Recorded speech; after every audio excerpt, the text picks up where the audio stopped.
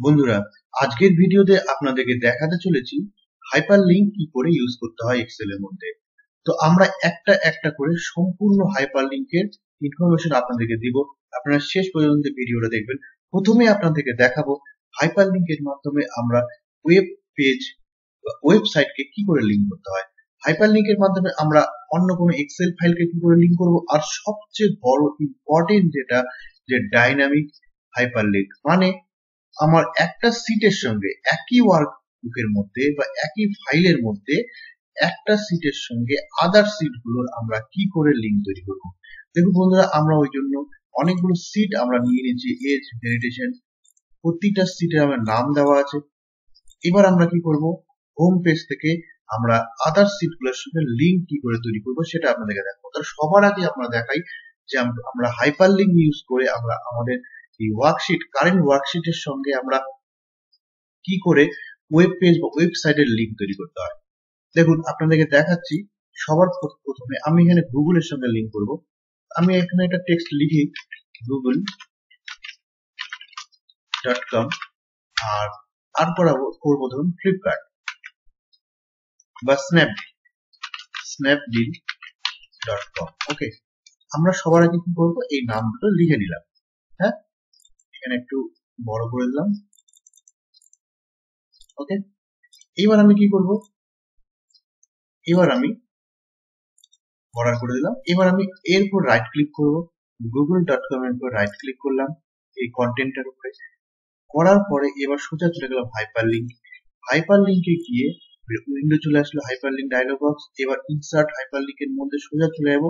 এখানে existing file and web page আছে, এখানে ক্লিক করব।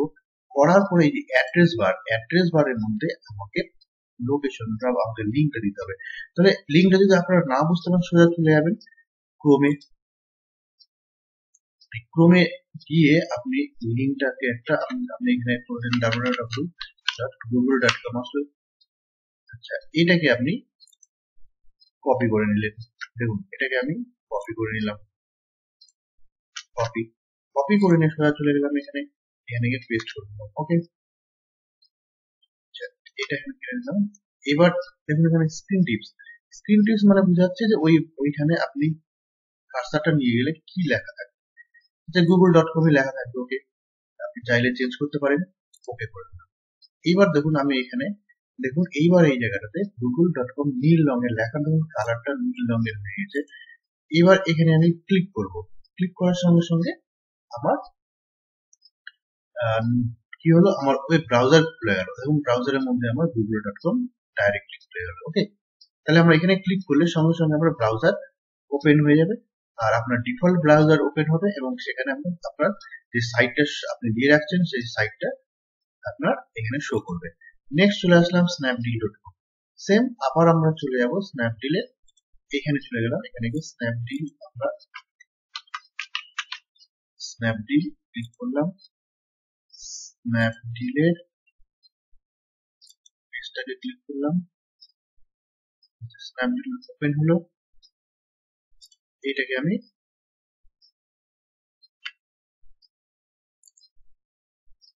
snapdeal.com শুধু এইটুকু অংশ নিয়ে নিচ্ছি, নেওয়ার দরকার নেই। কপি করলাম। এবার চলে গেলাম আমরা এবার চলে গেলাম এক্সেলে। এখানে দেখুন এই সেলটাতে রাইট ক্লিক করলাম, যেখানে স্ন্যাপডিল কথা লেখা আছে। হাইপারলিংকে গেলাম। হাইপারলিংকে যাওয়ার পরে দেখুন এখানে আবার একই রকম করে existing file and web page, এখানে গিয়ে আমি পেস্ট করে দিলাম। আর দেখুন এখানে স্ক্রিন টিপস, এখানে আমি করলাম অনলাইন শপিং। ওকে, ওকে করলাম। এবার দেখুন সঙ্গে সঙ্গে আমার এখানে হাতের মতন চিহ্ন চলে আসলো, মানে লিঙ্ক তৈরি হয়ে গেছে। কার্সারটা নিয়ে যাওয়ার সঙ্গে সঙ্গে দেখুন লিঙ্কটা ঠিক মতন হয়নি, লিঙ্কটাকে আবার করতে হবে। তাহলে এবার দেখুন এই লিঙ্কটাকে আমি যদি আমি কাটতে হয় আমাকে, তখন আমি করবো না, ক্যান্সেল করতে হবে। এরপর রাইট ক্লিক করলাম। রাইট ক্লিক করে এডিট হাইপারলিংকে চলে গেলাম। এডিট হাইপারলিংকে গিয়ে আমি এখান থেকে হাইপারলিংকটাকে এডিট করতে পারি। আচ্ছা, আর একটা করতে পারি। এরপর রাইট ক্লিক করে এখান থেকে গিয়ে আমি রিমুভ হাইপারলিংক করতে পারি। রিমুভ হাইপারলিংক রিমুভও করা যায়। ক্লিক করলাম, হাইপারলিংকটা চলে গেল, লিঙ্ক আর নেই। এবার আবার রাইট ক্লিক করলাম, রাইট ক্লিক করার পরে হাইপারলিংকে ক্লিক করলাম। হাইপারলিংকে গিয়ে এবার আমাকে লিঙ্কটা ঠিক মতন দিতে হবে। আচ্ছা আমি চাচ্ছি যে স্ন্যাপডিল না, আমি ফ্লিপকার্ট চাচ্ছি। ওকে,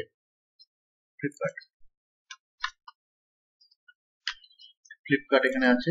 ফ্লিপকার্টটাকে আমি ক্লিক করার পরে flipkart.com খুললো, এটাকে আমি কপি করে নিলাম, পার্টটাকে কপি করে নিয়ে পেস্ট করে দিলাম।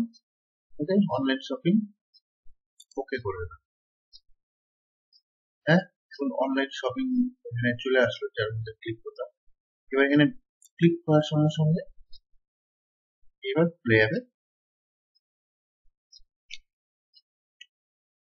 খুলে গেল আমার হচ্ছে ফ্লিপকার্ট। ওকে, ফ্লিপকার্টের সাইটটা খুলে গেল।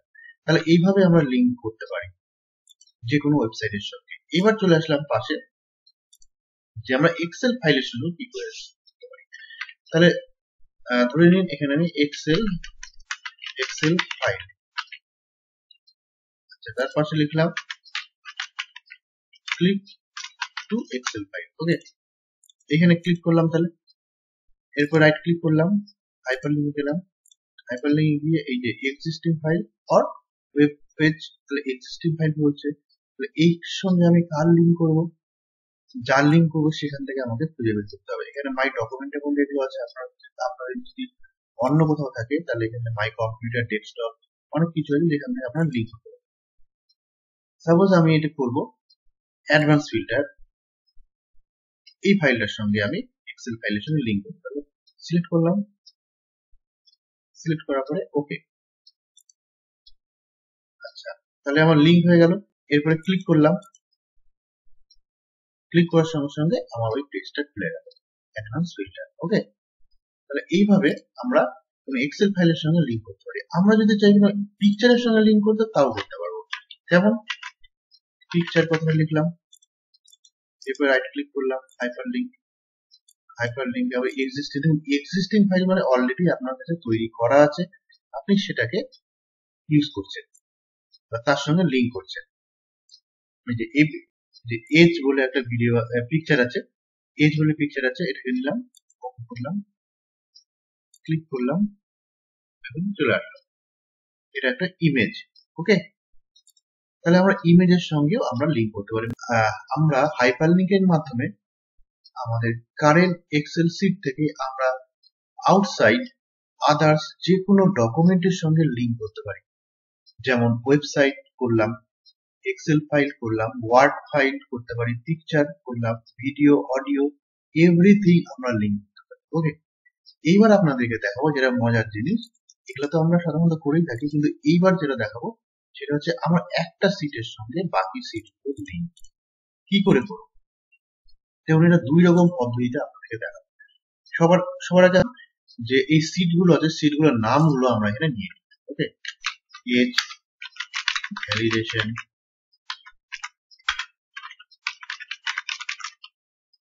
Column chart, chart, macro, sheet, protect. দেখুন খুব ইজি পদ্ধতি কি করে করতে হয়।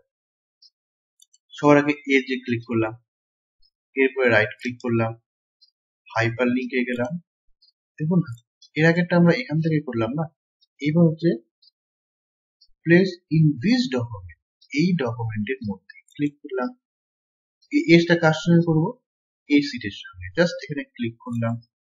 আচ্ছা, type the cell reference, type the cell reference বলে মানে আমি যখন এখানে যখন লিঙ্কে চলে যাবো এই পেজে, তখন আমার অ্যাক্টিভ সেল কি থাকবে, মানে আমার কোন সেলটা আমার সিলেক্ট অবস্থায় থাকবে। বাই ডিফল্ট A1 থাকে, আমি A1 ই রাখলাম। নেক্সট আমরা করব validation.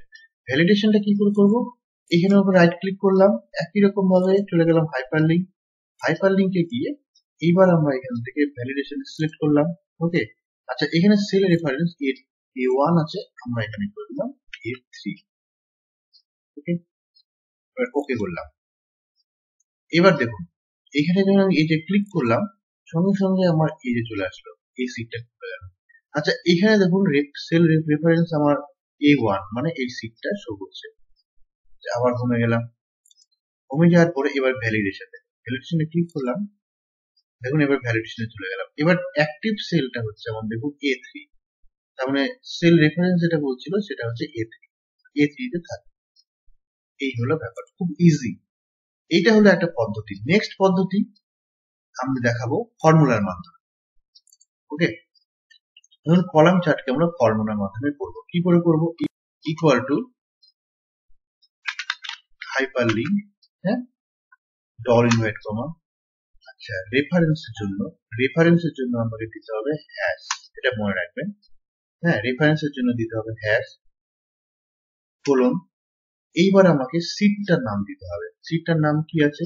Column chart, COLN space chart, হয়েছে, সিঙ্গেল কোটেশন শেষ।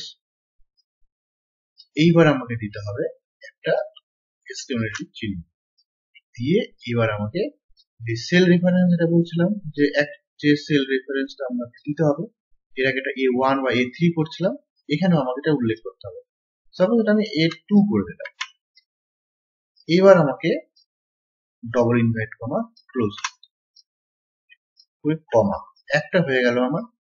নেক্সট এইবার হচ্ছে কোথায় ক্লিক করলে মানে যে আমার টেক্সট বা হাইপার টেক্সট হবে তার নাম লিখতে হবে। এটাও আমি করে দিলাম কলাম চার্ট,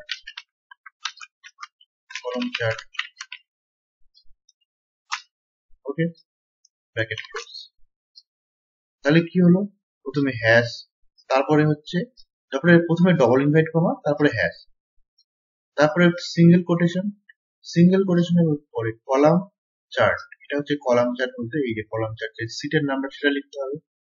তারপরে single invite comma close A2 দিয়ে আমার ডবল ইনভাইট কমা ক্লোজ করে দিলাম। এখানে যেটা ওপেন করেছিলাম ক্লোজ করে দিলাম। তারপরে কমা দিলাম, কমা দিয়ে আবার ডবল ইনভাইট কমা ওপেন করে কলাম চার্ট দিয়ে এন্টার। দেখুন অটোমেটিক চলে আসলো। এবার ক্লিক করলাম, দেখুন চলে আসলো। ওকে, একই রকম ভাবে পরেরটাও করা যেতে পারে। এইভাবে আমাকে কি করতে হবে? এইভাবে আমি প্রতিটা সিটের সঙ্গে লিঙ্ক করতে পারি। ওকে, তাহলে এখানে গেলাম, এখান থেকে চলে গেলাম কোথায়? কলাম চার্টে। কলাম চার্টে যাওয়ার পরে এবার আমি আবার হোমে যাবো। তো হোমে যাওয়ার সময় আমার এখানে ক্লিক করতে হবে। এখান থেকে তো আমার হোমে যাওয়ার কোনো লিঙ্ক নেই, তাহলে আমরা একটা কাজ করতে পারি, প্রতিটা সিটের সঙ্গে আমার হোমকে লিঙ্ক করে দিতে পারি। তাহলে এটা দেখুন প্রতিটা সিট আছে তার সঙ্গে আবার হোমকে লিঙ্ক করতে পারি।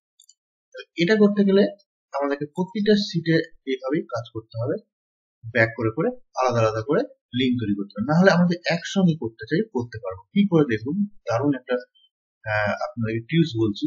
সবার আগে সমস্ত সিট গুলোকে একসাথে সিলেক্ট করতে হবে। কি করে? এজ সিলেক্ট করার পরে কন্ট্রোল প্রেস করতে হবে। কন্ট্রোল প্রেস করলাম, তারপরে একটা করে সমস্ত কলাম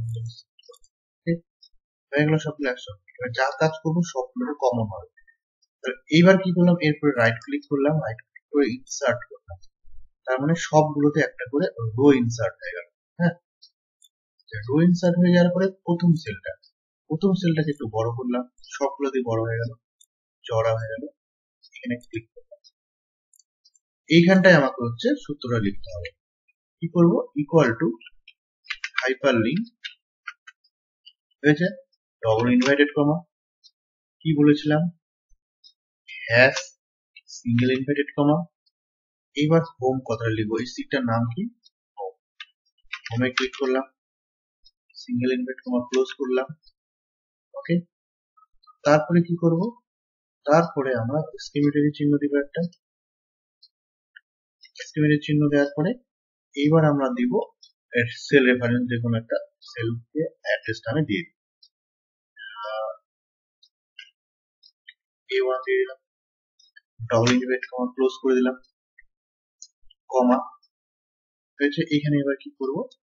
এখানে একটা টেক্সট লিখতে হবে। কি লিখবো? ধরুন এখানে লিখলাম গো টু